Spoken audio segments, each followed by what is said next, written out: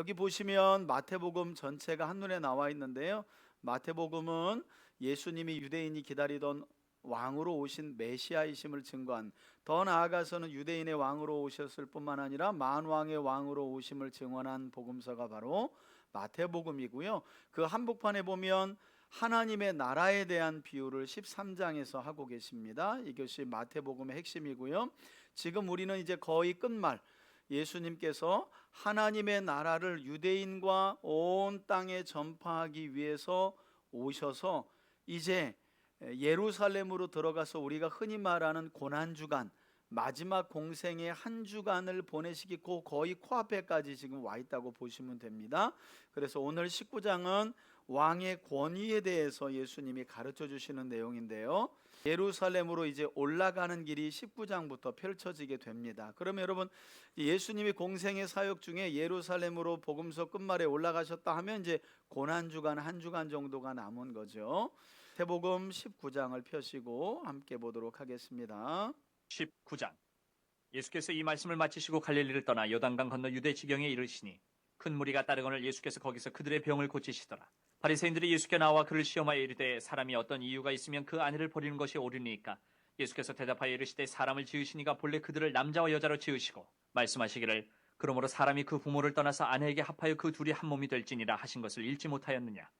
그런즉 이제 둘이 아니여 한 몸이니 그러므로 하나님이 짝지어 주신 것을 사람이 나누지 못할지니라 하시니 여짜오되 그러면 어찌하여 모세는 이혼 증서를 주어서 버리라 명하였나이까? 예수께서 이르시되 모세가 너희 마음이 완악한 때문에 아내 버림을 허락하였거니와 본래는 그렇지 아니하니라. 내가 너희에게 말하노니 누구든지 음행한 이유 외에 아내를 버리고 다른 데 장가드는 자는 간음함이니라. 제자들이 이르되 만일 사람이 아내에게 이같이 할진대 장가들지 않는 것이 좋겠나이다.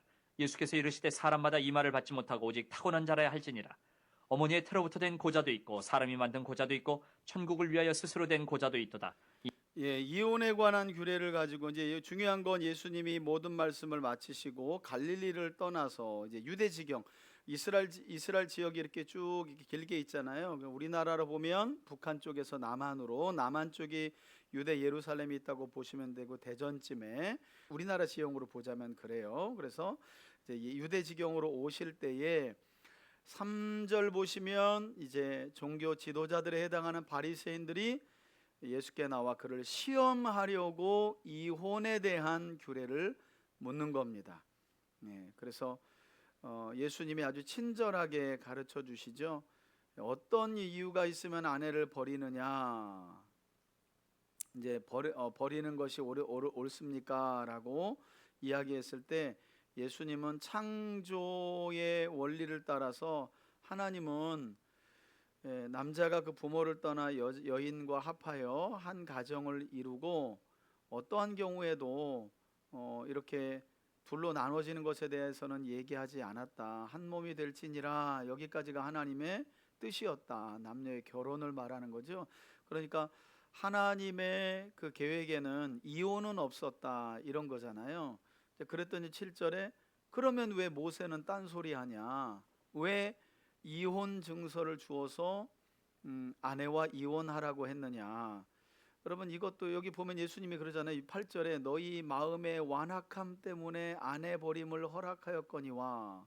그러니까 여러분, 고대에는요, 그러니까 같이 살다가 이런저런 마음에 안 들면 여자들은 거의 뭐 고대에는 그러니까 재산 목록의 하나 정도였으니까요. 살다가 마음에 안 들으면 온갖 이유와 핍박, 또 그 음해를 통해 가지고요, 뭐 바람 폈다든지 뭐 구실을 못 한다든지 해 가지고 그냥 버렸어요. 여러분, 오늘날 같으면 그냥 뭐 혼자 사는 분들이 상당히 많고, 또 이혼이 그렇게 지금은 또 그렇게 흠이 되는 세대도 아니잖아요. 시대도 지금은 또 그렇고 혼자서 또 먹고 사는 게 가능해요. 근데 이때는 남편에게 버림당한 여자는 도둑질 아니면 몸을 팔아야 먹고 사는 거예요. 그렇기 때문에 하나님은 모세를 통해서 이혼 증서를 받게끔, 그래서 남편과의 사이에 이혼 증서를 받은 여인은 재혼이 가능하고 사회적으로 매장은 되지 않아요. 그래도 이혼 증서를 가지고 있으면, 그래서 이혼 증서를 써주고 내보내라. 여러분, 이혼 증서도 아무에게 주는 게 아닙니다. 합법적인 이혼할 때만 이혼 증서를 주는 거고, 보통은 다 버린 거예요. 그냥 쫓아버렸어요. 그러니까 전부 다 사회에서 그냥 몸 팔고 이런 것 이렇게 살아가는 겁니다. 그걸 하나님께서 막으시기 위해서 그렇게 버려지는 여인들을 불쌍히 여기셔서 모세를 통해서 이혼 증서를 준 것이다. 너희의 마음의 완악함 때문에 이혼을 허락하신 것이지. 모세가 이혼 증서를 주고 아내를 버리라 했더니 이 사람들이 그냥 이게 뭐 여기 이 내용 가지고만 해도 뭐 1시간을 이야기할 수 있는데요. 여러분, 바리새파라고 하는 이 바리새파 안에 그 이혼 문제가 사실은 상당히 좀 핵심 이슈였거든요. 당시에도 그렇고. 그래서 바리새파 안에는 샴마이 학파하고 힐렐 학파라가 있는데, 이제 샴마이는 말씀 그대로 음행, 여인이 간음했을 때만 이혼을 해야 된다라고 말했는데, 이제 바리새파 가운데 힐렐 학파는 그것보다 조금 더 확대해서 해석했습니다, 여러분. 왜냐하면 이제 남자들 편에서 해석을 해주는 거예요. 그래서 음행 외에도 예를 들어서 중동의 여인들은 이렇게 히잡 비슷한 거를 쓰잖아요. 그래서 사실은 첫날 밤을 보내기 전까지는 아내의 얼굴을 몰라요. 그래서 첫날 밤을 지내고 아내의 얼굴을 봤는데 못생겼다 그러면 이혼 가능해요. 힐레락파에서는 이게 이제 음행에 들어가요. 밥을 하다가 태웠다, 잘 됐다, 요거 그렇게 해서 이혼을 하는 겁니다, 여러분. 그릇을 깨도. 그러니까 구실을 찾는 거예요, 구실을. 그러니까 바리새파 안에서도 보수적으로 음행 외에는 이혼이 안 된다라고 하는 사람들이 있고, 시간이 지나면서 이건 음행만이 아니라 여인에게 문제가 있으면 이혼이 가능하다고 하는 거다라고 해석해가지고 여러 가지 이유를 다 포용하는, 이게 이제 힐레락파거든요. 그래서 이제 그런 문제가 많았기 때문에 예수님에게 요 골치 아픈 문제를 딱 던져주고 예수를 시험하려고. 저는 목회하면서 제발 저를 시험하기 위해서라도 성경을 물어보는 사람이 있었으면 좋겠어. 아무도 알고 싶어 하지 않더라, 묻지도 않더라, 시험하지도 않더라. 여러분, 목사님이 성경 얼마나 아는지 좀 안 궁금해요? 여러분들 좀 요거는 목사님 못 대답할 걸 그런 걸 좀 가지고 오세요. 그래야 저도 공부를 하고 뭘 하죠. 어쨌든 예수님을 시험하기 위해서 찾아와서 이렇게 아주 곤란하게. 그래서 아유, 그러면 차라리 장가 안 가는 게 낫겠네요. 그랬더니 예수님이 태어나면서부터 독신이 있고 주를 위해 독신하는 자도 있다라고 이제 말씀으로 가르친 건데요. 나중에 이제 여러분 고린도 전서로 가보시면 이제 그 독신에 관해서 관한 말씀이 나와요. 그래서 이걸 이제 뭐 잘못 알고 있는 분들이 이제 과부와 그 다음에 호라비 그리고 바울 이야기하면서 말씀을 그 부분도 잘못 알으면 결혼 생활보다 독신을 상당히 위쪽에 놓고 그 본문을 해석하는 경우가 있는데, 고린도전서에서 바울 이야기하는 것은 나처럼 독신으로 살아라 라고 하는 게 아닙니다, 여러분. 그러니까 바울 같은 사람이 예수님이 말씀하신 천국을 위하여 스스로 고자된 자인 거죠. 고자라는 말이 참 이렇게 표현이 그렇지만 천국을 위하여, 하나님 나라를 위하여 스스로 독신을 선택한 사람인 거예요. 여러분, 핍박이 많을 때는 이렇게 기독교 역사상 박해와 핍박이 심할 때는 결혼 안 하고 예레미야 같은 경우처럼 결혼을 하지 않은 역사들이 많습니다. 실제로 기독교가 박해 있을 때는 이런 말씀에서 은혜를 받고, 아, 그러면 내가 하나님 나라를 위해서 내가 독신으로 살아야 되겠다라는 사람이 있었어요. 근데 고린도전서 11장에 보면 바울의 논조는 결혼 생활 위에가 독신이 아니에요. 여러분, 그러니까 자꾸 신부님들 보고 수녀님들 보면 거룩하다 이러는 거예요. 여러분, 결혼 개념은요, 창세기 2장에 나와요. 2장에 이스라엘 나라보다 먼저 세워진 조직이 가정이에요. 가정. 교회보다는 훨씬 4,000년 전에, 교회보다 한 대략 4,000년 이전에 세워진 게 가정입니다, 여러분. 그러니까 하나님은 이 세상을 시작하실 때 교회를 통해서 세상을 다스려 나가는 게 아니라 한 남자가 부모를 떠나 한 여자를 만나 가정을 이루어가게 하심으로 하나님의 뜻을 시작하셨다는 것을 기억하셔야 돼요. 그러니까 신부님 보고 뭐 수녀님 보고 물론 뭐 가정을 그렇게 포기하고 그렇게 하는 거 뭐 쉬운 일은 아니죠. 그러나 그것이 가정생활보다 독신의 생활이 더 거룩하냐? 그건 절대 아니라는 거예요. 그래서 바울이 뭐라 그러냐면 부르심을 받은 그대로 살라는 거예요. 그 본문을 보면 핵심이, 결혼을 했는데 아내가 죽었다? 호레비로 살 수 있느냐? 그럼 그 호레비로 살 때 부르심을 받았다, 내가 예수를 믿었다, 그리고 넌 독신으로 살 수 있겠다, 그럼 그렇게 살라는 거예요. 부르실 때 그 모습 그대로. 과부였을 때 부르심을 받았느냐?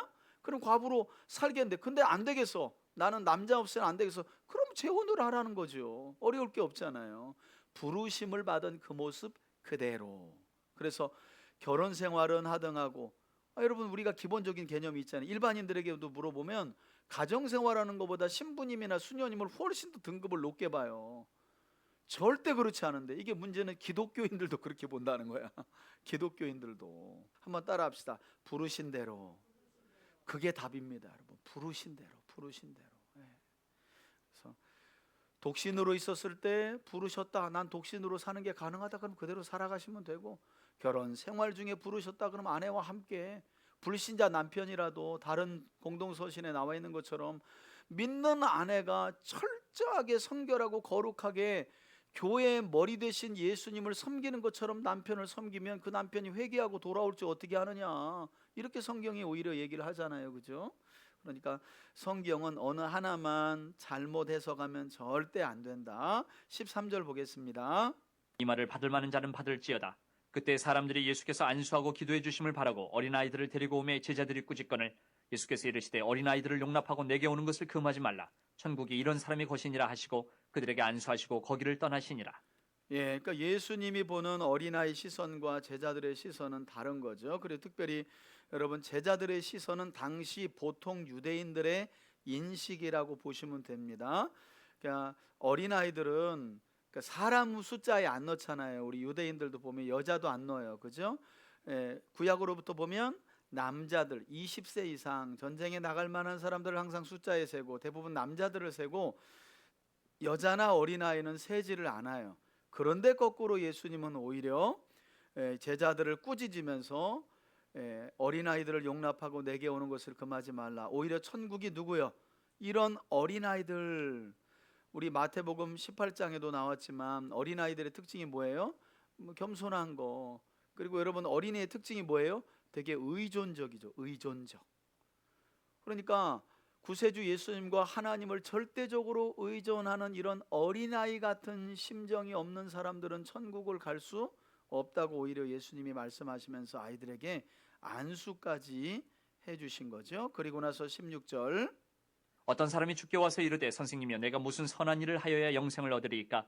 예수께서 이르시되 어찌하여 선한 일을 내게 묻느냐? 선한 이는 오직 한 분이시니라. 내가 생명에 들어가려면 계명들을 지키라. 이르되 어느 계명이 오니까? 예수께서 이르시되 살인하지 말라, 간음하지 말라, 도둑질하지 말라, 거짓 증언하지 말라, 내 부모를 공경하라, 내 이웃을 내 자신과 같이 사랑하라 하신 것이니라. 그 청년이 이르되 이 모든 것을 내가 지켜 싸운데 아직도 무엇이 부족하니까? 예수께서 이르시되 내가 온전하고자 할진대 가서 네 소유를 팔아 가난한 자들에게 주라. 그러면 하늘에서 보화가 내게 있으리라. 그리고 와서 나를 따르라 하시니 그 청년이 재물이 많으므로 이 말씀을 듣고 근심하며 가니라. 예, 결국에는 재물로도 영생을 얻을 수 없었던 거죠. 그래서 사실은 제가 볼 때는 이 부자 청년은, 이게 이제 부자라는 거잖아요. 이 청년이 부자였다는 거잖아요. 여러분, 예수님 당시의 부자는 하늘이 내요. 이건 우리하고 정서가 같아요. 부자는 하늘이 내는 거예요. 하나님이 부자를 내요. 그럼 생각해 보세요. 부자는 하나님이 주시는 복으로 될 수 있는 거예요. 그러면 하나님이 주신 복으로 부자가 된 부자는 당연히 하늘나라 상속이 당연한 거예요. 이게 유대인들의 인식입니다.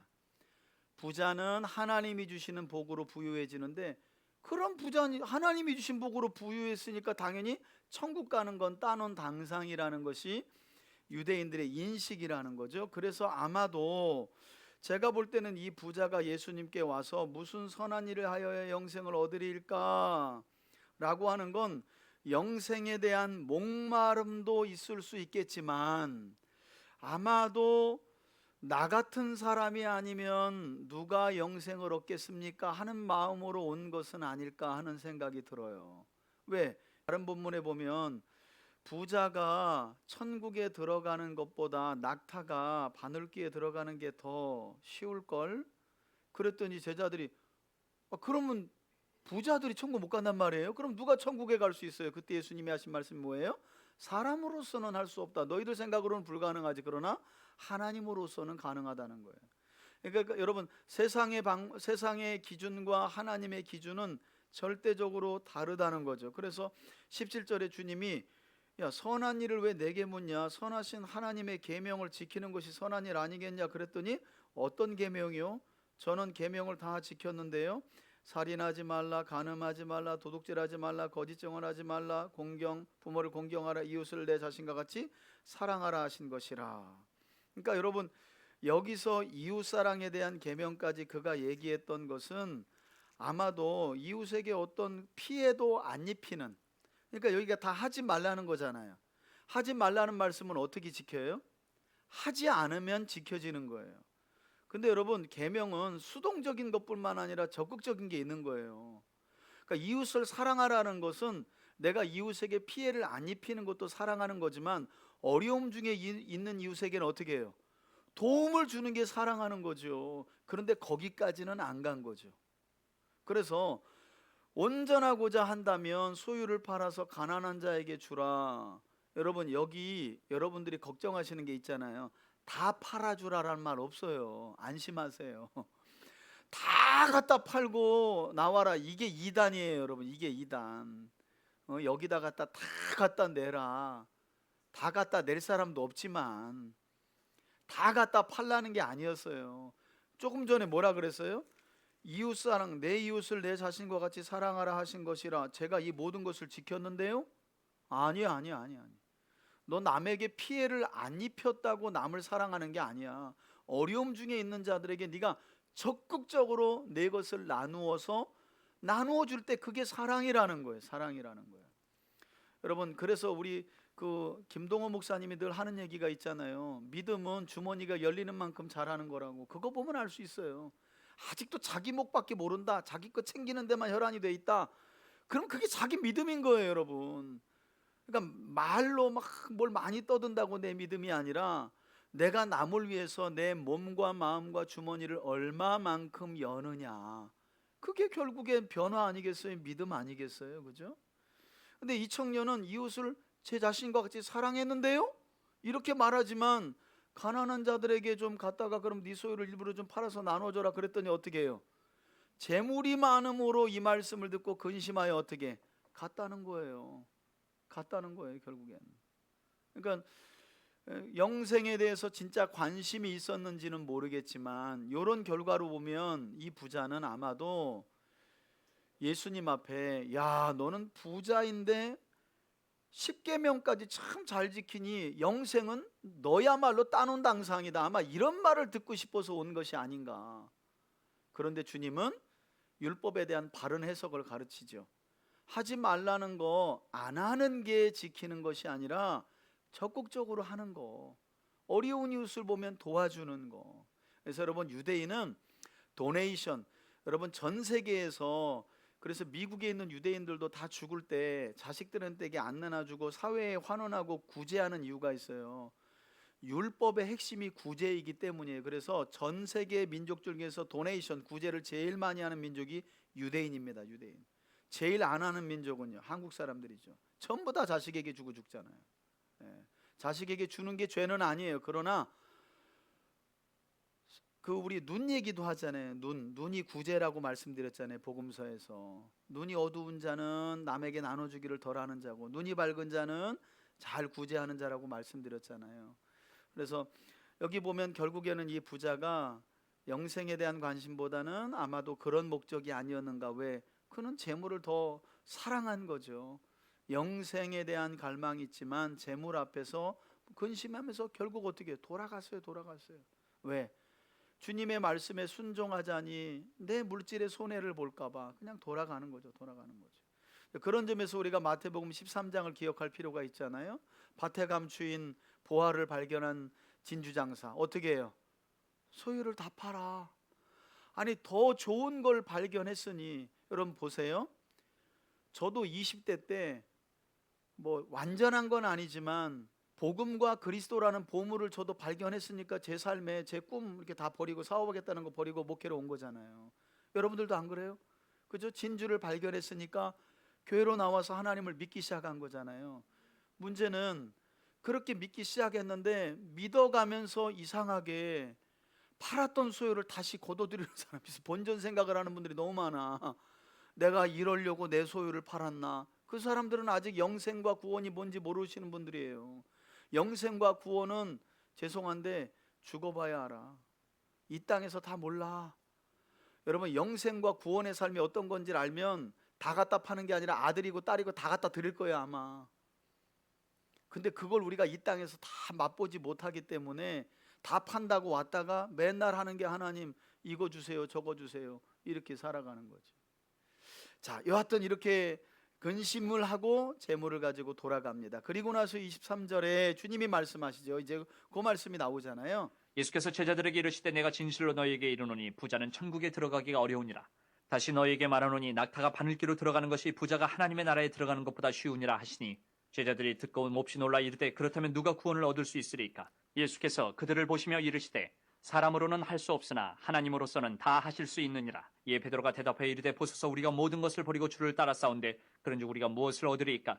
예수께서 이르시되 내가 진실로 너희에게 이르노니 세상이 새롭게 되어 인자가 자기 영광의 보좌에 앉을 때 나를 따르는 너희도 12보좌에 앉아 이스라엘 12지파를 심판하리라. 또 내 이름을 위하여 집이나 형제나 자매나 부모나 자식이나 전토를 벌인 자마다 여러 배를 받고 또 영생을 상속하리라. 그러나 먼저 된 자로서 나중되고 나중된 자로서 먼저 될 자가 많으니라. 예, 이게 이제 부자를 두고 한 말이잖아요. 유대인들의 인식에 있어서 부자는 항상 먼저 된 자다, 먼저 하나님 나라에 들어간다라고 일컬어졌거든요. 그러나 주님은 거꾸로 어떻게 해요? 그들은 나중된다. 왜? 근심하며 돌아가는 걸 봤잖아요. 근심하며 돌아가는 걸 봤잖아요. 그러나 나중된 자, 주님을 위해서 모든 것을 버린 자들, 늘 내려놓기를 힘쓰는 자들은 나중에 주님과 함께 심판의 보좌에서 내려놓지 못한 자들을 심판하게 되는 날 심판의 기준이 될 거라고 이야기를 하십니다. 자, 그리고 나서 20장 보시면 20장은 포도원 20장. 품꾼의 비유가 시작됩니다. 전국은 마치 품꾼을 얻어 포도원에 들여보내려고 이른 아침에 나간 집주인과 같으니 여러분 여기 잘 보세요. 천국은 품꾼을 얻으려고 나간 집주인이라는 거예요. 집주인. 집주인의 마음이 천국과 같다. 이게 본질입니다. 비유는 원관념과 비유관념을 정확하게 파악해야 알 수 있어요. 그러니까 천국을 설명해 주시는데 우리 주님이 누구에 빗대냐면 포도원에서 포도원을 가꾸기 위해서 아침 일찍부터 나가서 일꾼을 모집하는 그 집주인의 마음과 같다는 거예요. 그리고 나서 이제 들어보세요. 그가 하루 한 데나리온씩 품꾼들과 약속하여 포도원에 들여보내고 자기 포도원에서 일할 품꾼들의 삭수로 한 데나리온을 약속했대요. 하루 품값으로. 그러니까 우리로 말하면 한 지금 13만 원, 4만 원 정도 되는 거죠. 또 제3시에 나가보니 장터에 놀고 서 있는 3시는 오전 9시. 사람들이 또 있는지라 그들에게 이르되 너희도 포도원에 들어가라. 여러분 일단은 이른 아침 나갔죠. 그리고 3시에 또 3시에 나가는 두 번째 나간 겁니다. 오전 9시에. 내가 너희에게 상당하게 주리라 하니 그들이 가고 제6시와 제9시에 또 나가. 자, 6시는 12시, 9시는 오후 3시. 그런데 보통 저녁 6시, 5시나 6시에 일을 마칠 텐데 해가 지면 일을 못 하잖아요. 근데 이 주인이 벌써 여기서부터 약간 이상한 게 12시에 나가서 일꾼을 또 부르러 간다도 이상하죠. 이미 정오인데, 그죠? 반나절이 지났잖아요. 그럼 이제 우리가 그렇게 생각할 수 있죠. 포도원에 일할 게 많으니까 점심 때라도 데리고 나갔구나. 근데 오후 3시는 또 더 이상한 거예요. 예, 하루 일을 마감할 시간이 2-3시간밖에 안 나갔는데 또 내려가요. 그래도 이해해 보자는 거예요. 포도원에 할 일이 많나 보다. 그런데 그 이유가 아니라는 것도 알 수 있죠. 왜냐하면 6절을 보시면 그와 같이 하고 제11시에도 11시면 오후 5시예요. 일 끝나기 직전까지 나가서 사람을 모집해서 들여보냈다는 거예요. 여러분 이걸 보면 이 사람은, 이 집주인은 뭐 어떤 집주인인 걸 알 수 있냐면 일을 시키는 게 목적이 아닌 집주인인 걸 보셔야 돼요. 여러분들이. 여러분 교회는 사람을 불러다가 변화시켜서 일시키는 데가 아니에요. 왜냐하면 이 교회의 머리 되신 집주인이 그런 마음을 가지셨기 때문인 거예요. 교회라는 하나님의 집의 집주인의 마음은요, 얼마나 이렇게 사람을 일시키는 게 목적이 아니라 들여보내는 게 목적이래. 들여보내는 거. 그러려고 부르는 거예요. 들여보내는 게 목적인 거예요. 이 주인은 이상한 분이에요. 들여보내는 게 목적이에요. 아니, 대여섯 시에 끝나는데 그래 인력시장 가가지고 5시에 일꾼하고 계약을 하고 들여보내면 어떻게 하자는 거예요. 들어가면 일 끝인데. 그러니까 이런 걸 보면 이 집주인은 들여보내는 게 목적이니까 천국이 이런 속성이라는 거예요. 여러분, 이것만 알아도 교회가 변화되지 않겠어요? 저런 사람이 왜 왔어? 아유, 저런 사람은 우리 교회 필요 없는데. 그런 사람이 있나요? 교회의 주인이신 그분이 포도원으로 들여보내는 게 목적이라는데, 우리는 조금 일찍 만나가지고 그 포도원에 일찍 들어온 사람일 뿐이지, 포도원에 들어와가지고 이 사람들이 하는 행태를 보세요. 나중에 늦게 들어와서 삭슬 동일하게 주는 것 때문에 불만이 가득해가지고요, 하루 종일 휘파람 부르면서 일했을 거예요. 아마. 왜? 인력시장에서 못 팔려가는 일꾼들이 많았거든요. 지금도 그렇지만. 그런데 딱 6시에 나가자마자 일할 곳이 딱 맞았어요. 얼마나 기뻐요. 그래서 저녁 일 끝나고 한 데나리온 받을 그 시간까지는 이른 아침부터 휘파람 불며 일했다니까요.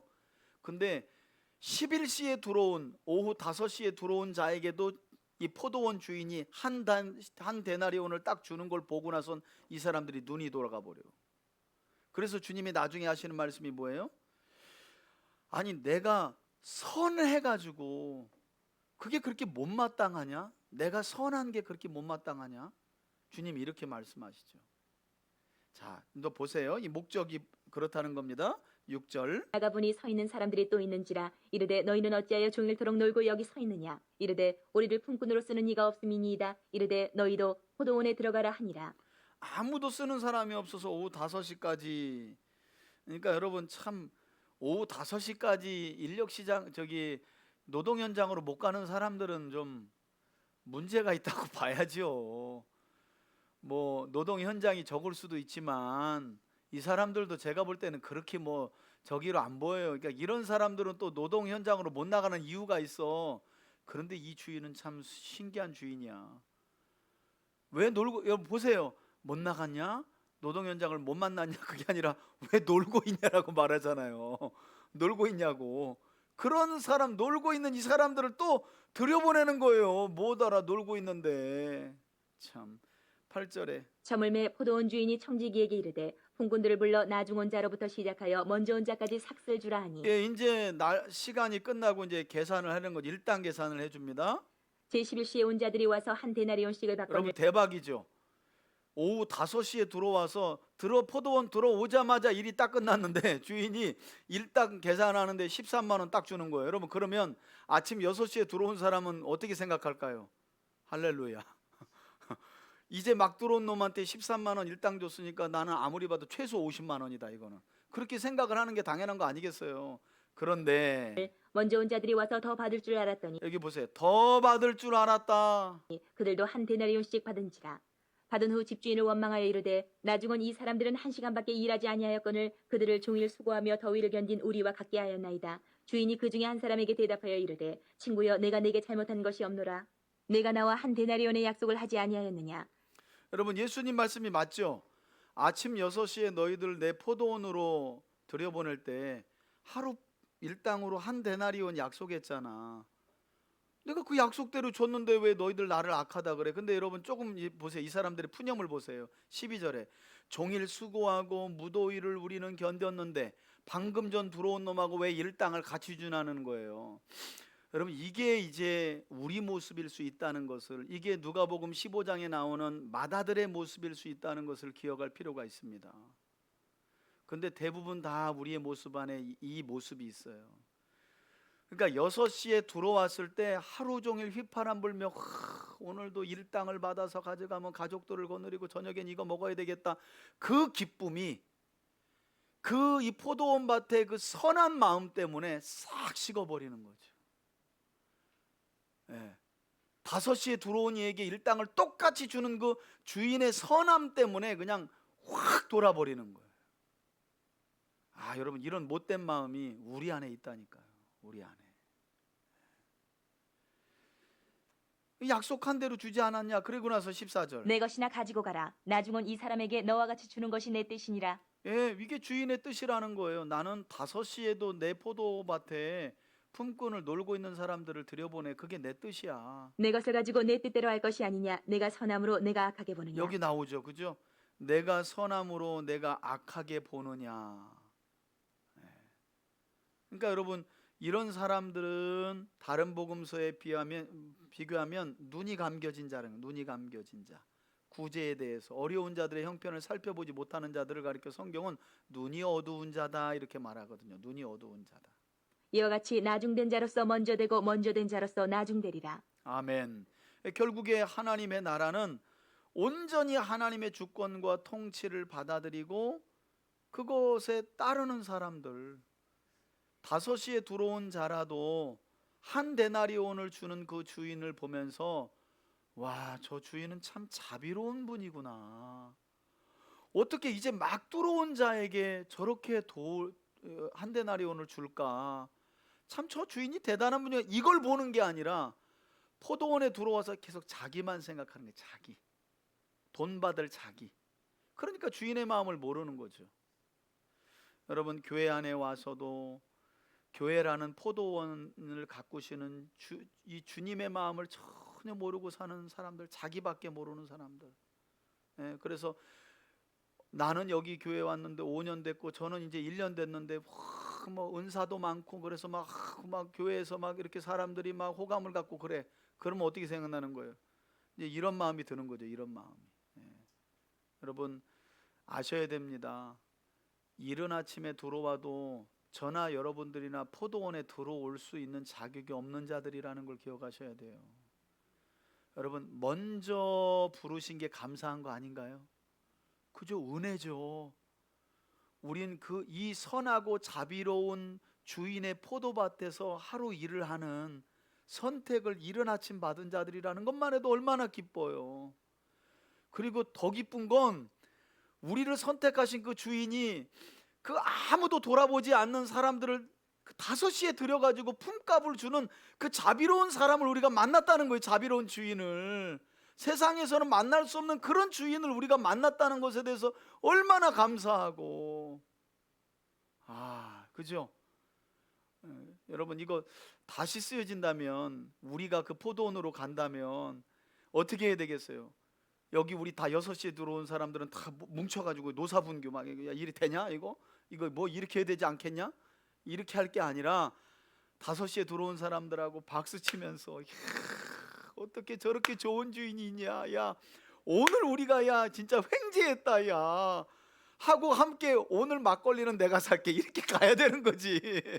이렇게 가야 되는 거예요. 이 막걸리는 5시에 들어와서 한 데나리온 산 사람이 사면 더 좋겠지. 그죠? 그러니까 이게 하나님 나라라고. 아침에 들어왔는데 왜 한 데나리온이냐? 그럼 한 데나리온 받은 사람은 무슨 죄야? 그냥 막 죄인이 되는 거야. 그냥 이른 아침 들어온 사람들 얼마나 눈으로 총을 쏴 죽이겠어요. 그냥 그게 교회 모습이라니까. 근데 그게 교회 모습. 늘 저도 잊지 않아요. 나도 포도원의 품꾼으로 포도원 밖에 있었던 사람인데 주님이 먼저 나를 보시고 너 먼저 들어가자 해서 들어온 거예요. 여러분, 그러면 우리가 포도원으로 5시에 생각해 보세요. 이거 가지고 길게 시간 이야기하면 안 되는데, 여러분 보세요. 아침에 들어가서 5시에 들어오는 일꾼을 봤을 때 아침 들어온 포도원 일꾼들의 마음은 어땠을까요? 뭐 하는 거지? 포도원 주인이 왜 일 다 끝나가는데 왜 들이지? 아마 이해하기 어려웠을 거예요. 근데 와서 뭘 주섬주섬 일하려고 하는데 호루라기 불고 끝난 거예요. 이해 못하지. 여러분, 왜 이런 말씀을 주냐면 제발 이 말씀을 보고 듣고 주인의 마음을 이해하라고. 저와 여러분들이 교회라는 포도원에 먼저 들어왔을 때 그 이후에 들어오는 자들에게 마음을 쓰고 그들을 섬기고 이해하라고 이 말씀을 주시는 거예요. 어디서 왔어? 왜 왔어? 저게 이제 와가지고 뭐 교회에서 막 나대고 있어. 이게 다 이른 아침에 들어와 가지고 한 데나리온 받는 것에 원망하고 불평하고 주인의 선하심에 대해서 토로하는 사람들의 모습이라는 거예요. 오히려 자리를 내주고, 제가 은실교회 가서도 성경 강좌하면서 그 말했거든요.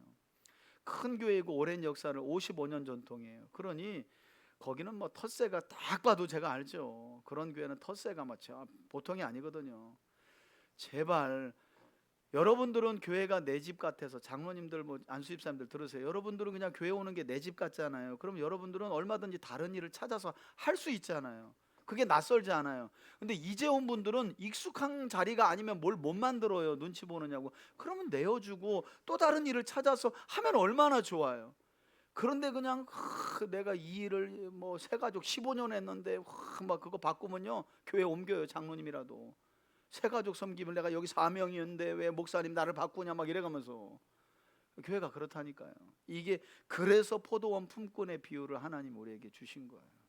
예. 여러분, 좀 우리 눈에 보기에 못마땅할 수 있는데 우리도 하나님 눈에는 못마땅한 자들이었다는 거 기억하시고, 제발 주일마다 우리 3대 교회라는 포도원에 누가 주님에 나가서 또 들여보내시나 잘 보시고, 들여보낸 품꾼 있으면 박수 쳐주고 왜 이제 왔냐고 잘 됐다고 기뻐하고, 똑같이 영생의 은혜를 주신 것에 대해서 기뻐, 그런 일들이 좀 교회 안에 있어야 되지 않겠나요? 저만 그런가요? 그런 마음을 가지라고 예수님이 이 비유를 우리에게 하고 계신 거예요. 자, 17절 봅시다. 예수께서 예루살렘으로 올라가려 자, 이제 마지막으로 세 번째 십자가의 죽음과 부활에 대해 말씀하십니다. 하실 때에 12 제자를 따로 데리시고 길에서 이르시되, 보라, 우리가 예루살렘으로 올라가노니 인자가 대제사장들과 서기관들에게 넘겨짐에 그들이 죽이기로 결의하고 이방인들에게 넘겨주어 그를 조롱하며 채찍질하며 십자가에 못 박게 할 것이나 제3일에 살아나리라. 예, 벌써 여러분 세 번째, 이제 이게 끝입니다. 예수님이 세 번이나 죽으심과 부활에 대한 이야기를 말씀하세요. 자, 보세요. 요것도 참 찰나가 너무 아쉽기도 하고 안타까워요. 나 이제 예루살렘에 올라가면 고난당하고 죽고 3일 만에 부활한다, 이 사실을 알려주는 그때, 20절이 그때 제자들이 어떤 마음을 가지고 있었는지, 예수님의 후원자들이 어떤 마음을 가지고 있었는지 보세요. 그때 세베대 아들의 어머니가 그 아들들을 데리고 예수께 와 세베대의 아들이란 야고보와 요한의 어머니를 말해요. 살로메라는 이름입니다. 서 절하며 무엇을 구하니 예수께서 이르시되 무엇을 원하느냐 이르되 나의 이 두 아들을 주의 나라에서 하나는 주의 우편에 하나는 주의 좌편에 앉게 명하소서. 예수께서 대답하여 이르시되 너희는 너희가 구하는 것을 알지 못하는도다. 내가 마시려는 잔을 너희가 마실 수 있느냐 그들이 말하되 할 수 있나이다. 이르시되 너희가 과연 내 잔을 마시려니와 내 좌우편에 앉는 것은 내가 주는 것이 아니라 내 아버지께서 누구를 위하여 예비하셨든지 그들이 얻을 것이니라. 10 제자가 듣고 그 두 형제에 대하여 분이 여기거늘. 왜냐하면 이제 어머니를 앞세워 가지고, 여러분 지금 제자들이 어떤 상황을 가지냐면 예수님의 말씀이 안 들려요. 안 들려요. 예수님은 예루살렘에 올라갑니다, 죽는다, 십자가 진다, 3일 만에 부활한다, 그런데 안 들려요. 야, 죽은 자도 살리고 예수님이 바다 위도 걷고 온갖 이적과 기적을 행하시는 거 보니까 예루살렘에 올라가서 로마 그 총독들을 다 목을 치고 이스라엘을 독립시키는, 이제 다윗이나 솔로몬처럼 왕의 자리에 오르겠구나 하고, 왕의 자리에 오르시면 좌우편에 앉기를 원합니다. 지금 그 욕심을 가지고 탐하고 있는 거거든요. 그러니까 이제 남은 10명의 제자들이 화가 났어요. 저놈들이 저거 어머니 앞세워 가지고 좋은 자리 차지하려고 하네 하고 분한 거예요. 이게 분한 게 두 제자가 못 알아들어서 분한 게 아니라 어머니를 나도 앞세워서 그 자리 차지해야 되는데 그것 때문에 서로 싸운 거예요. 예수께서 제자들을 불러다가 이르시되 이방인의 집권자들이 그들을 임의로 주관하고 그 고관들이 그들에게 권세를 부리는 줄을 너희가 알거니와 너희 중에는 그렇지 않아야 하나니 너희 중에 누구든지 크고자 하는 자는 너희를 섬기는 자가 되고 너희 중에 누구든지 으뜸이 되고자 하는 자는 너희의 종이 되어야 하리라. 인자가 온 것은 섬김을 받으려 함이 아니라 도리어 섬기려 하고 자기 목숨을 많은 사람의 대속물로 주려 함이니라. 예, 십자가의 죽으심을 말씀하는 거죠. 가장 낮은 자리까지 내려가서 내 목숨을, 오늘 요한복음 10장에도 삭군과 참목자의 차이에 대해 말씀하시면서 예수님은 나는 양을 위하여 내 목숨을 내어주러 왔다. 그게 하나님 나라의 섬김이라는 거. 예수님이 이것 때문에 오셨다는 거죠. 권세를 부리고 높아지려고 온 것이 아니다. 그들이 여리고에서 떠나갈 때에 큰 무리가 예수를 따르더라. 맹인 두 사람이 길가에 앉았다가 예수께서 지나가신다함을 듣고 소리질러 이르되 주여 우리를 불쌍히 여기소서 다윗의 자손이 하니 무리가 꾸짖어 잠잠하라 하되 더욱 소리질러 이르되 주여 우리를 불쌍히 여기소서 다윗의 자손이 하는지라. 예수께서 머물러 서서 그들을 불러 이르시되 너희에게 무엇을 하여 주기를 원하느냐 이르되 주여 우리의 눈뜨기를 원하나이다. 예수께서 불쌍히 여기사 그들의 눈을 만지시니 곧 보게 되어 그들이 예수를 따르니라. 아멘. 여기 보면 불쌍히 여기셨다라는 말씀이 자꾸 나오고 이것은 예루살렘 입성 마지막 마태복음에 나오는 마지막 표적입니다.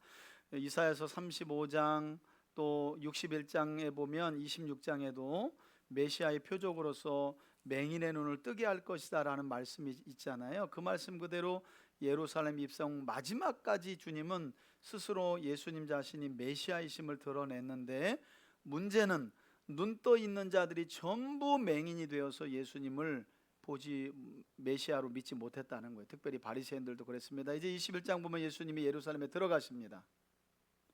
우리로 말하면 종료주일이에요. 21장. 종료주일.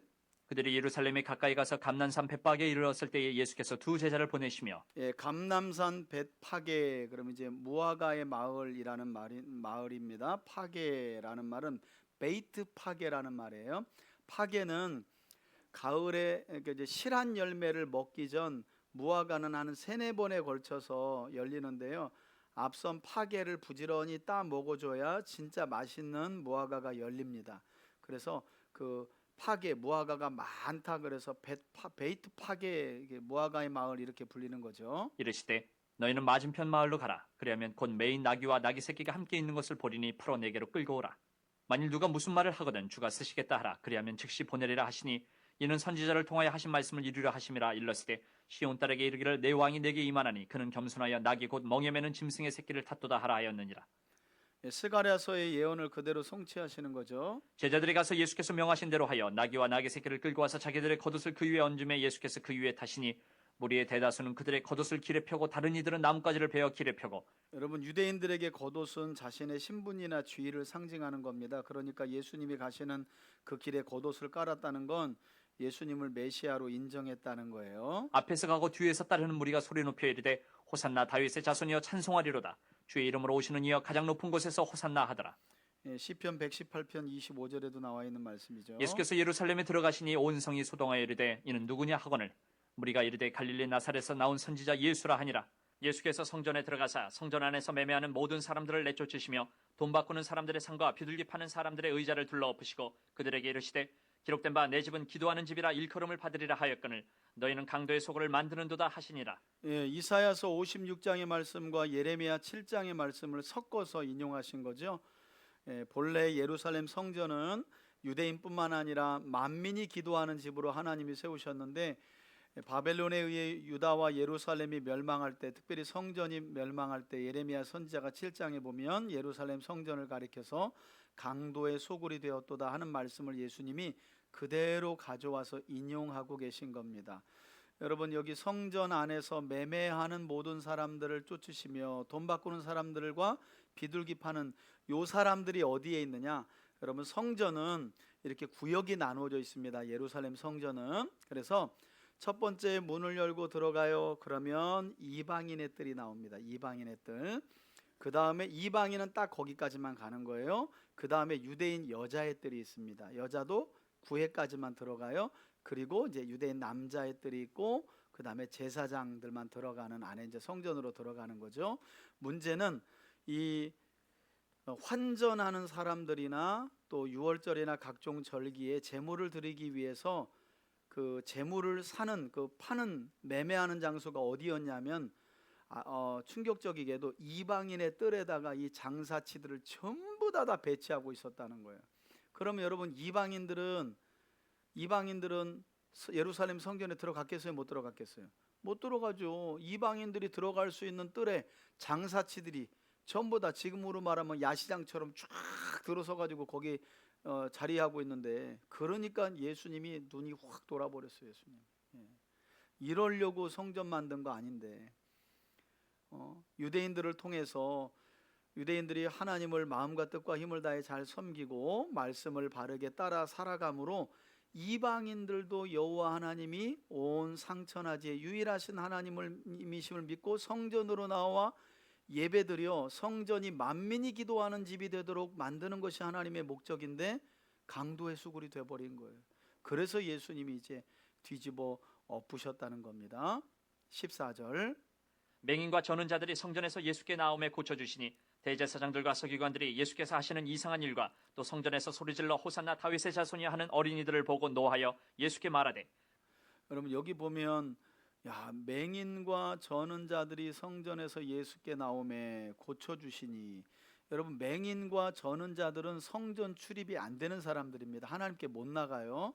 근데 하나님이 고쳐가지고 예수님이 고쳐가지고 성전으로 들여보냈는데, 그러니까 메시아가 온 것은 이처럼 단순히 육적인 구원뿐만 아니라 영적인 구원까지 온전히 이루시려고 오셨는데 그 일을 이루시는 예수님을 보고 어떻게 여겼대요? 이상하다.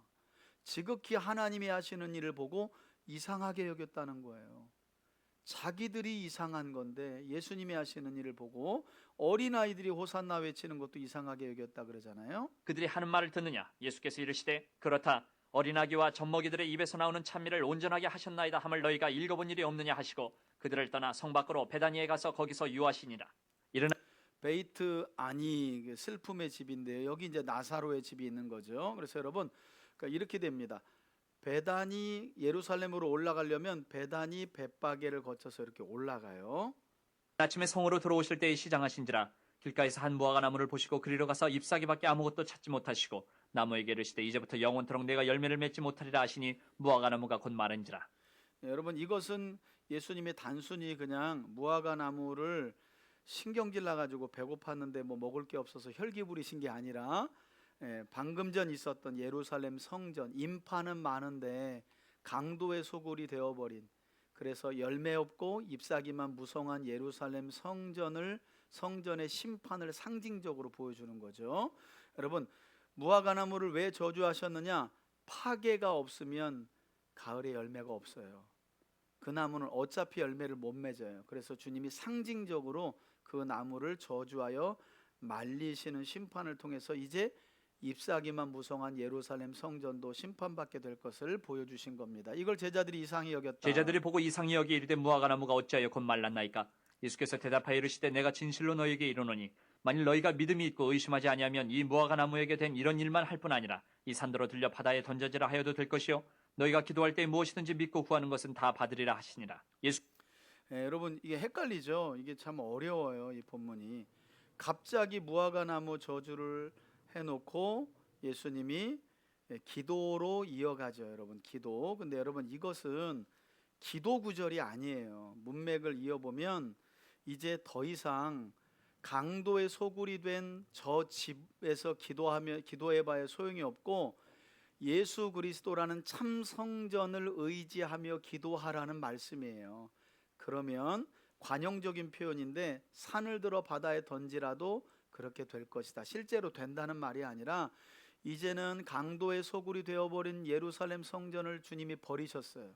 참 성전이신 그리스도의 이름으로 구하면, 왜? 그리스도께서 참 성전으로 오셨기 때문에 그게 중요한 겁니다. 여러분 여기서는 뭐 기도할 때 뭐 믿고 구하는 건 다 받으라 이 한 구절만 떼면은 앞선 구절 다 날아가는 겁니다.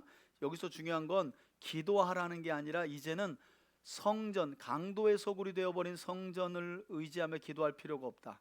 참 성전이신 예수가 오셨으니까 그 말을 하고 있는 겁니다. 예수께서 성전에 들어가 가르치실세 대제사장들과 백성의 장로들이 나와 이르되 이제 권위에 대해서 말하죠. 내가 무슨 권위로 이런 일을 하느냐 또 누가 이 권위를 주었느냐? 예수께서 대답하시되 나도 한 말을 너희에게 물으리니 너희가 대답하면 나도 무슨 권위로 이런 일을 하는지 이르리라. 요한의 세례가 어디로부터 왔느냐? 하늘로부터냐 사람으로부터냐? 그들이 서로 의논하여 이르되 만일 하늘로부터라 하면 어찌하여 그를 믿지 아니하였느냐 할 것이요 만일 사람으로부터라 하면 모든 사람이 요한을 선지자로 여기니 백성이 무섭다 하여 예수께 대답하여 이르되 우리가 알지 못하노라 하니 예수께서 이르시되 나도 무슨 권위로 이런 일을 하는지 너희에게 이르지 아니하리라. 그러나 너희 생각에는 어떠하냐? 어떤 사람에게 두 아들이 있는데 맏아들에게 가서 이르되 얘 오늘 포도원에 가서 일하라 하니 대답하여 이르되 아버지 가겠나이다 하더니 가지 아니하고 둘째 아들에게 가서 또 그와 같이 말하니 대답하여 이르되 실소이다 하였다가 그 후에 뉘우치고 갔으니 그 둘 중에 누가 아버지의 뜻대로 하였느냐? 이르되 둘째 아들이니이다. 예수께서 그들에게 이르시되 내가 진실로 너희에게 이르노니 세리들과 창녀들이 너희보다 먼저 하나님의 나라에 들어가리라. 요한이 의의 도로 너희에게 왔거늘 너희는 그를 믿지 아니하였으되 세리와 창녀는 믿었으며 너희는 이것을 보고도 끝내 뉘우쳐 믿지 아니하였도다. 결국에는 예수 그리스도가 하나님의 아들이심을 믿는 권위를 인정하는 자들이 결국에는 둘째 아들과 같다는 거죠.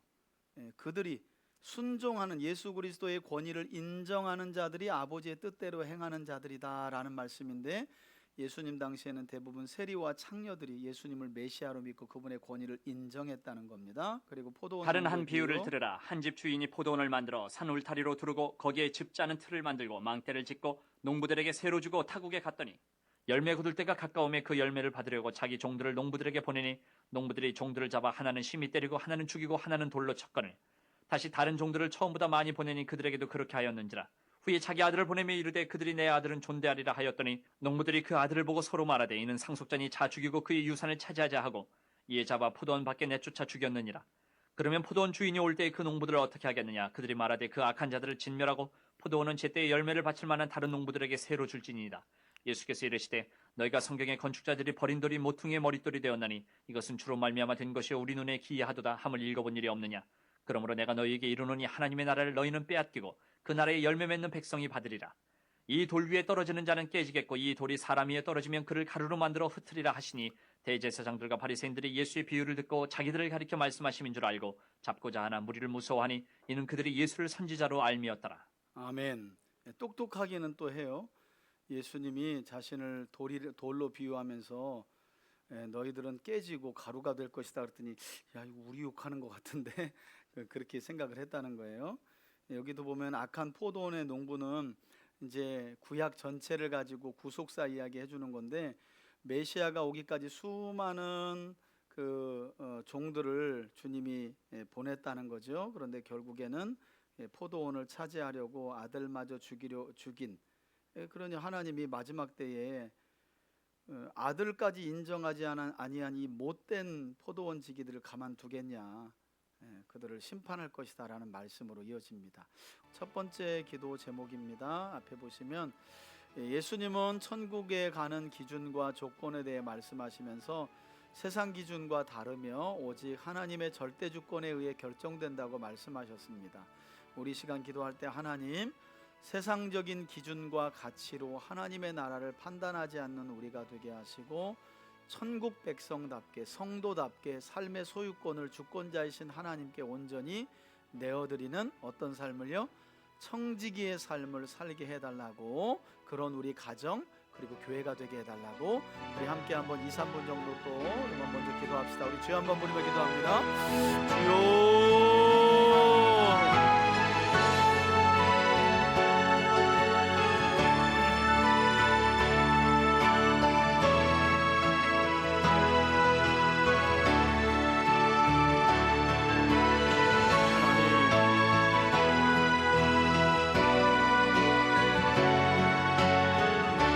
말씀을 통해 우리의 신앙을 점검하고 하나님 나라의 기준과 세상 나라의 기준이 다름을 기억하며 오직 우리 주 예수 그리스도의 말씀과 하나님의 말씀이 우리 신앙의 기준이 될 수 있도록 인도하여 주시기를 원합니다. 주님, 우리 신앙의 기준이 주님과 주님의 말씀이 되게 하여 주시고 우리도 백성과 같이 천국 백성처럼답게 우리의 소유권을 주님께 온전히 내어드리는 믿음의 삶을 살아가기를 원합니다. 주님 도와주옵소서. 하나님, 부자 청년이 재물이 많아 근심하며 주님을 온전히 따르지 못하고 돌아갔던 것처럼, 근심하며 돌아갔던 것처럼 하나님, 우리에게도 그런 연약한 모습이 있사오니 근심하며 내려놓지 못하는 것들이 있다면 이 시간 온전히 주님과 주님의 약속의 말씀을 의지하며 내려놓을 수 있도록 도와주옵소서. 영생을 위하여 기꺼이 아끼지 아니하고 하나님 앞에 우리의 성품도 우리의 자존심도 내려놓지 못하는 모든 것들을 온전히 내려놓고 주님만 따르는 저희들 되기를 원합니다. 하나님, 하나님보다도 사랑하는 것들이 없게 하여 주옵소서. 하나님은 먼저 그의 나라와 그의 의를 구하는 자들에게 이 모든 것을 더하여 주신다고 약속하여 주셨사오니 사랑하는 우리 성도들과 가정과 우리 교회 공동체가 언제나 하나님의 말씀을 기준 삼고 우리는 주님의 청지기일 뿐임을 기억하며 우리의 소유권을, 우리 삶의 소유권을 하나님께 온전히 맡길 수 있도록 도와주시길 원합니다. 주님, 여전히 인간적인 계산과 판단과 기준으로 살아가는 우리의 연약함을 긍휼히 여겨주시고 하나님의 말씀을 기준 삼아 우리의 삶을 돌아보고 우리의 신앙을 점검하며 우리 삶의 소유권을 하나님께 온전히 내어드릴 수 있도록 인도하여 주시길 원합니다. 주님 도와주옵소서. 우리 가정도 마찬가지입니다. 하나님, 우리 가정의 소유권을, 우리 교회 공동체의 소유권을 주인 되신 주님께 온전히 내려놓고 우리는 다만 청지기로서의 사명을 감당하기를 원하오니 주님, 우리를 긍휼히 여겨 주옵소서. 우리를 불쌍히 여겨 주옵소서.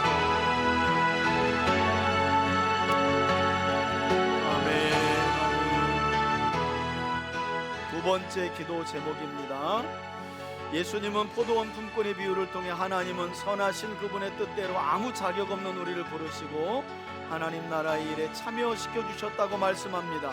우리 기도할 때 하나님, 아무런 자격 없는 우리를 택하셨습니다. 우리를 택하시고 예수 그리스도를 믿게 하신 분도 하나님이십니다. 그리고 하나님 나라의 일꾼으로 우리를 먼저 부르신 은혜 감사합니다. 여러분, 이 은혜가 우리에게 있어야 합니다. 이 은혜가 떠나면 신앙생활은 망가집니다. 하나님, 남들과 비교하지 않게 하시고 자격 없는 우리를 주님이 자녀 삼아주시고 우리를 이 구원의 포도원에 들이셨다는 게 중요합니다. 주님, 우리 기도할 때 이 은혜를 망각하여 먼저 된 자로 나중된 자의 삶을 살아가지 않는 우리와 우리 가정, 우리 교회가 되게 해달라고 주여 한번 부르며 기도합니다. 주여, 아버지 하나님, 우리 주님은 선하십니다. 우리 주님의 목적은 포도원 안에 있는 일이 아니라 포도원에 들어가지 못한 영혼들을 불쌍히 여기시며 할 수만 있다면 일이 끝나는 그 시간이라도 포도원 곧 하나님 나라에 드리는 것이 천국의 주인이신 하나님 아버지의 마음인 줄 믿습니다. 주님, 이 마음을 우리가 잃지 않기를 원합니다. 우리가 몇 시에 포도원에 들어왔던 그것은 중요하지 않습니다. 하나님이 우리를 긍휼히 여기셔서 우리를 택하시어 포도원으로 먼저 들여보내셨다는 것입니다. 주님, 이제는 포도원에서 성실히 일할 뿐만 아니라 이 포도원에 들어오지 아니하여 지금도 인력시장에서 노동 현장을 찾지 못해 방황하는 영혼들을 찾으러 나갔던 그 주인의 마음을 우리도 헤아릴 수 있도록 도와주시옵소서. 내가 받을 품삯만 계산하며 살아가는 우리가 아니라 포도원에 들어오지 못하여 하나님, 오늘 하루 품삯을 받을 수 없는 그런 영혼들, 포도원에 들어오지 못한 영혼들, 천국에 들어오지 못한 영혼들, 그리스도 안에 들어오지 못한 영혼들, 하나님 교회 안에 들어오지 못한 자들, 그 죽어가는 영혼들을 불쌍히 여길 수 있는 주님의 마음을 갖게 하여 주옵소서. 주님의 마음을 갖게 하여 주옵소서. 주님, 먼저 우리를 부르시고 택하여 포도원으로 들여보내주신 하나님의 은혜에 감사하며 충성을 다할 수 있도록 도와주시되 우리의 마음이 포도원에 들어오지 못한 이들을 향한 주인의 마음과 하나가 되기를 원합니다. 주님, 그 마음도 우리에게 주옵소서. 주님, 포도원 밖에 있는 자들을 불쌍히 여기시는 그 선하신 주인의 마음 우리가 담기를 원합니다. 우리가 담기를 원합니다. 우리가 담기를 원합니다. 아버지 하나님, 그 마음을 가진 자들이야말로 나중된지라도 먼저 되는 줄 믿습니다. 그 마음이 없는 자들 먼저 되었을지라도 반드시 나중될 수밖에 없음을 기억합니다. 아버지 하나님, 이 마음으로 주의 일을 충성스럽게 감당하게 하옵소서. 이 마음으로 포도원에 들어오지 못한 이들을 위하여 기도하게 하시고 불쌍히 여기는 믿음과 마음을 가질 수 있도록 도와주옵소서. 오늘도 우리 주인 되신 하나님은 포도원에 들어오지 못한 영혼들을 위하여 저 밖에 나가 계십니다. 하나님, 포도원에 들어오지 못하여 방황하는 자들 주님이 찾으러 나가십니다. 우리도 우리도 그 마음을 가지고 나갈 수 있도록 도와주옵소서. 우리도 그 마음을 가지고 성실하게 주인의 뜻에 부합한 삶을 살게 하여 주옵소서. 그런 우리 가정교회 공동체가 되어주길 원합니다. 주님 도와주옵소서. 우리 상대교회가 그러한 교회가 되도록 인도하여 주옵소서. 인도하여 주시길 원합니다.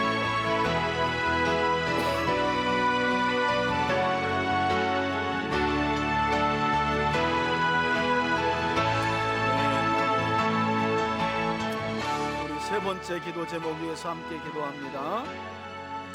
예수님은 예루살렘 성전을 열매 없이 잎사귀만 무성한 무화과 나무에 비유하시며 저주하여 심판을 예고하셨습니다. 이 시간 기도할 때 하나님, 주 예수님을 구주로 모시며 살아가는 성전된 우리의 삶이 오직 성령의 풍성한 열매로 사랑과 희락과 화평과 오래 참음과 자비와 양선과 충성과 온유와 절제라는 성령의 풍성한 열매로 늘 하나님 앞에 아름다운 열매를 올려드리는 우리와 우리 가정교회가 되달라고 기도하시고, 이어서 올 한 해 교회 비전 하나님의 능력을 갖춘 성도들이 되게 하소서 기도하시고, 우리 12월 7일날 우리 이명자 성도님 수술이 있습니다.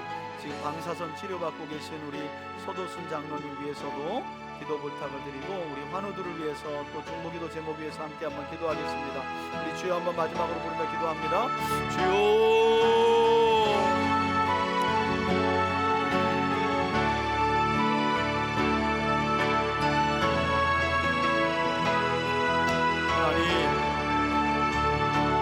말씀을 들었습니다. 그리고 우리의 삶을 점검합니다. 주님, 잎사귀만 무성한 신앙생활이 되지 않도록 도와주시옵소서. 진리의 말씀이 우리 신앙의 기준이 되게 하여 주시고, 선한 목자 되신 주님의 음성에만 우리가 귀를 기울이고 그 말씀에 순종하여 믿음으로 나아가는 우리 모두가 되어지기를 원합니다. 주님 함께하여 주옵소서.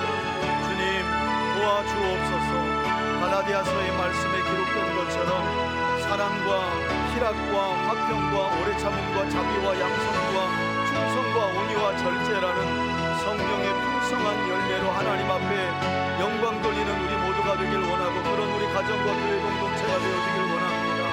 주여 우리를 불쌍히 여겨 주옵소서. 주여 우리를 긍휼히 여겨 주옵소서. 하나님 우리 수요일 통독 예배가 하나님 말씀을 목말라 하는 이들이 이 자리에 나와서 하나님 아버지를 더욱 깊이 알아가게 도와주시고, 하나님을 더욱 깊이 만날 수 있도록 은총을 더하여 주시기를 원합니다. 주님 도와주옵소서. 주님 도와주옵소서. 주님 인도하여 주옵소서.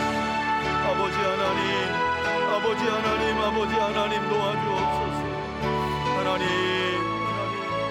하나님 열매 있는 삶이 되게 하시되, 요한복음에 나와 있는 말씀처럼 사랑의 열매가 특별히 우리 교회 공동체와 성도들의 삶에 풍성히 맺혀지기를 원합니다. 주님 성전된 우리의 삶이 절대로 강도의 소굴이 되지 아니하도록 눈동자와 같이 우리를 지켜주옵소서. 진리의 말씀을 따르게 하시고 말씀을 따라 거룩한 믿음의 삶을 살아가며 성령의 풍성한 열매를 맺는 우리가 되어지기를 원하나이다. 하나님 도와주옵소서. 하나님의 능력을 갖춘 성도들로 우리 교우들 모두가 자라가게 도와주시옵소서. 우리 성도들의 가정이 그와 같은 믿음으로 자라가게 하여 주옵소서. 하나님 우리 이명자 성도님 12월 7일 이제 입원하여 수술을 앞두고 있습니다. 하나님께서 수술의 모든 과정 하나님 한치의 오차도 없이 실수 없이 온전하게 진행되게 하시고, 하나님 마음이 완전하게 제거되어 영육의 강건함을 덧입고 하나님 새로운 몸과 마음을 가질 수 있도록 인도하여 주옵소서. 하나님 평안을 더하여 주시기 원합니다. 사랑하는 딸의 마음에 평강을 더하여 주옵소서. 담대함을 주시옵소서. 하나님을 믿는 믿음에서 나오는 소망과 담대함으로 하나님 귀한 딸을 붙잡아 주옵소서. 우리 서도순 장로님 하나님 지치지 않게 하여 주시고, 이제 방사선 치료가 마무리되어 가는데 온전하게 하시고 하나님 종양이 깨끗이 사라질 수 있도록 그리스도 예수의 이름과 권능으로 사라지게 하여 주옵소서. 그 밖에도 질병으로 인하여 어려움 중에 있는 환우들을 기억하여 주시고 삶의 삶의 어려운 문제를 만난 이들마다 약속의 말씀을 붙들고 기도하여 도우시고 구원하시는 하나님의 은혜를 더입을 수 있도록 은총을 더하여 주옵소서. 그런 믿음의 삶을 살아가는 우리 교우들이 되게 하여 주옵소서. 아멘.